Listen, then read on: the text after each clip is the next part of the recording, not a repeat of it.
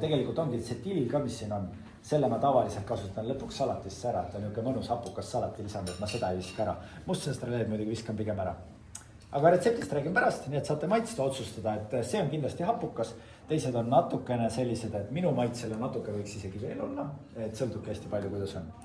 Aga ütle, kuidas sa need kombinatsioone teed, et kas on mõni ka, mis nagu teistega ei sobi või ükskõik, mis panna kokku? Pigem ei ole, ma proovisin ka mandariini, aga see niisugune mõru. Mis mulle ei meeldinud ka oli melon, et melon muutus selliseks nagu käärinud rohkem. Et meloni vein on ka selline väga spetsiifiline asi, et ja arbuusi olen ka teinud, arbuus oli pigem läks ka natuke nagu käärid, nagu ei olnud hea, et ma ütlen, et igaks teeb maitsele oma, aga pigem ei ole.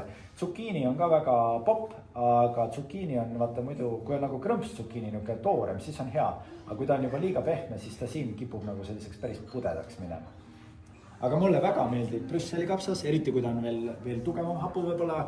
Ma loodan, et teile ka mõnele meeldib, sest ma rääkisin ka Kaile, et mul on mitu tuttavat, kes ütlevad, muidu nad Brüsseli kapsast ei söö, aga hapendatult söövad. Mina ei söö, nii et vaatame. Ma muidugi sooviks, et oleks veel hapuga, aga vaatame. Ja ega ma ütlen, et maitseasi, kõik ei toimi hästi, aga kindlasti ananass on näiteks siin. Ananass on ka natuke võõras, et kuna ta on soolakas, natuke hapu, lisaks magusale, et ta on nagu, ütleme nii, et maitseasi ei pea meeldima, aga midagi, ma loodan, et midagi meeldivat te siit leiate.